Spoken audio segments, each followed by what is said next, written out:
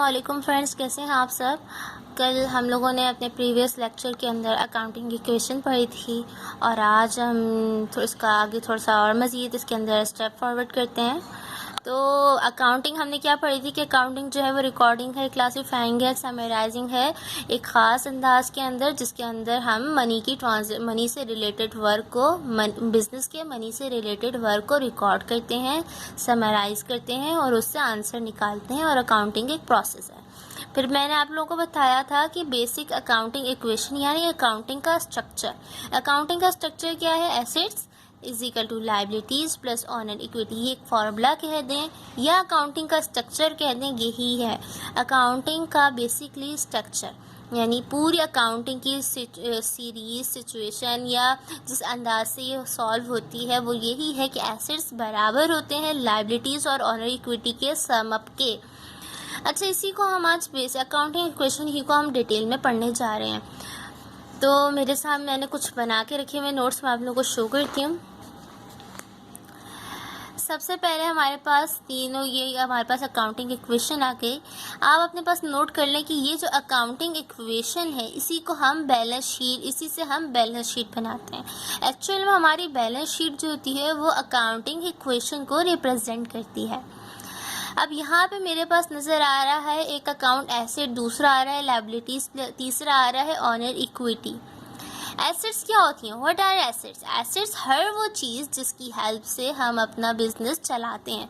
अपने आप को अगर आप बिजनेसमैन मानेंगे, यानी अगर अपने आप को आप बिजनेसमैन रख के ट्रांजेक्शन सॉल्व करेंगे तो आपके लिए बहुत इजी रहेगा।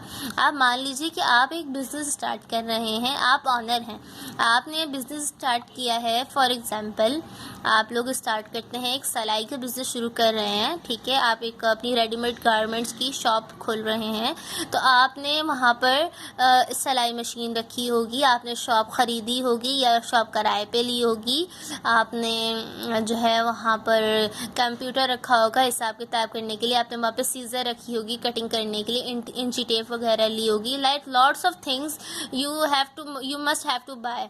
तो उन सब चीज़ों की मदद से आप क्या करेंगे? अपना बिजनेस चलाएंगे। आपको फिर कैश चाहिए होगा, दुकान ख़रीदने के लिए आपको कैश चाहिए होगा, आपने कैश रखा होगा, आपने बैंक अकाउंट खोला होगा, आपने सप्लाईज ली होंगी, आपने इक्विपमेंट्स ली होंगी, आपने फर्नीचर सेट किया होगा। जाहिर सी बात है, आप एक दुकान बना रहे हैं तो वहाँ पे आपको अलमारियाँ चाहिए होगी, वहाँ पे आपको सोफ़े चाहिए होंगे, टेबल्स चाहिए होंगे, आपने फर्नीचर लिया होगा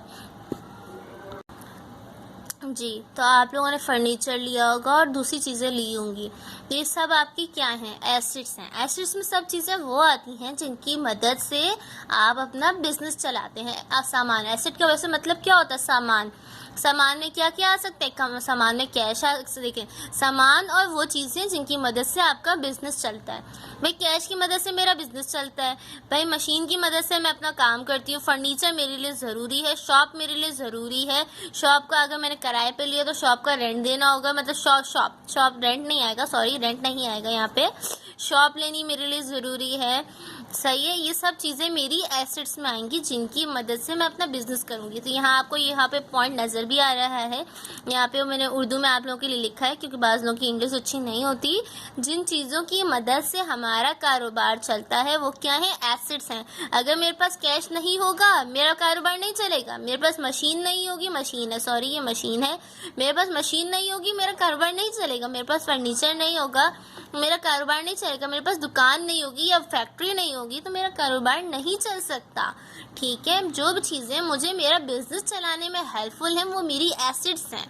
ठीक है, अब बात आते हैं दूसरी चीज़, लायबिलिटीज़ क्या है? लायबिलिटीज़ कहते हैं उधार, हर तरह का उधार। उधार क्या होता है भाई मैंने तुमसे पैसे ले लिए, ये है उधार। किसी दूसरे का माल, दूसरे से जो भी तुम चीज़ लो, दूसरे से तुम जो भी मनी लो, वो है उधार।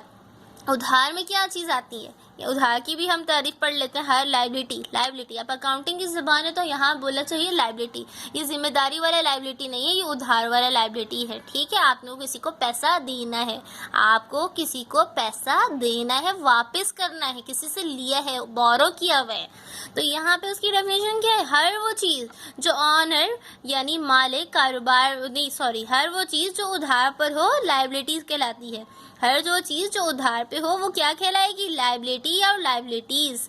लायबिलिटी में क्या क्या चीज़ें आती हैं, अकाउंट पेबल आता है, बैंक लोन आता है, लॉन्ग टर्म लोन आता है, एक्सेट्रा। ओके,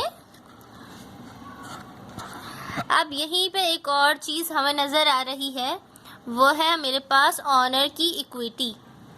अब मेरे पास यहाँ पे अकाउंटिंग इक्वेशन में एक तीसरी चीज़ आ रही है जिसे मैं कह रही हूँ ऑनर की इक्विटी।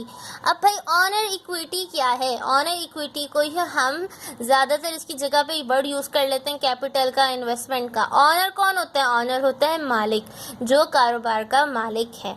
ठीक है भाई, कारोबार का जो मालिक है वो उससे जो भी अकाउंट रिलेट करेंगे वो कहाँ जाएंगे, ऑनर इक्विटी में जाएंगे। और ऑनर इक्विटी की जगह अकाउंट जो हम अकाउंटिंग की ज़ुबान में यूज़ करते हैं वो होता है कैपिटल। भाई ऑनर इक्विटी में क्या क्या चीज़ें आ सकती हैं, हर वो चीज़ जो ऑनर लाए, हर वो चीज़ जो ऑनर मालिक अपने कारोबार में लगाए या इन्वेस्ट करे। फॉर एग्जांपल मान लीजिए कि मैंने एक बिज़नेस स्टार्ट किया है, रेडीमेड गारमेंट्स को मैं सेल करने के लिए एक शॉप बनाना चाह रही हूँ, एक बड़ा बिज़नेस स्टार्ट करना चाह रही हूँ। तो भाई मैंने अपने बिज़नेस में मैंने सोचा, आज मैं सोच रही हूँ कि भाई मैं अपना बिज़नेस स्टार्ट करूँगी, कल मुझे शॉप खोलनी है। मैंने क्या किया, मैंने कैश सोचा, मैंने कहा भाई मुझे ना 10 लाख की कैश की ज़रूरत होगी, या 1 लाख, मान लीजिए 1 लाख कैश की ज़रूरत होगी। मैंने 1 लाख कैश अपनी तरफ से, मालिक ने, मैं मालिक हूँ, मैंने अपने बिज़नेस में 1 लाख कैश लगा दिया, इन्वेस्ट कर दिया। फिर मैंने सोचा यार मुझे मशीन चाहिए होगी, मेरे घर में एक मशीन पड़ी हुई है, वो मेरे बिज़नेस में काम आ जाएगी। ऑनर ने ये सोचा, किसने सोचा, ऑनर ने। तो वही मैं मशीन अपने बिज़नेस में इन्वेस्ट कर रही हूँ। फिर मेरे घर में एक सोफ़ा पड़ा हुआ था, मैंने कहा यार ये सोफ़ा मैं अपनी दुकान पर रख सकती हूँ, वहाँ पर कस्टमर आके बैठा करेंगे और मेरा काम चलेगा। तो आपने फर्नीचर भी अपनी बिजनेस में इन्वेस्ट कर दिया। तो जो भी चीज़ें ऑनर के रेफरेंस से, जो भी चीज़ें ऑनर के रेफरेंस से बिजनेस के अंदर आ रही हो, बिजनेस में शामिल हो रही हो, ऑनर उन्हें इन्वेस्ट कर रहा हो, वो ऑनर इक्विटी में आती हैं। अब एक बात मुझे आप बताइए, एक ऑनर है, एक मालिक है, वो बिज़नेस कर रहा है, उसने सारा काम किया है, उसने बहुत मेहनत की है, तो जो उसके प्रॉफिट होगा या लॉस होगा वो किसके पास जाएगा। भाई अगर कारोबार में आमदनी होती है तो वो किसकी होती है, भाई वो मालिक की होती है। कारोबार में लॉस होता है, नुकसान होता है, वो किसकी होती है, भाई ऑनर की होती है। तो वो भी ऑनर इक्विटी अकाउंट है। अब यहाँ पे आप लोग को अकाउंटिंग के दूसरा वर्ड याद रखने की ज़रूरत है। अकाउंटिंग पहले नंबर पे है, रिकॉर्डिंग, एनालाइजिंग, ठीक है, एनालाइजिंग, ठीक है। तो यहाँ और क्लासिफिकेशन, यहाँ पे हम क्लासिफाई कर रहे हैं कि कौन सी चीज़ किस फैमिली से बिलोंग करती है।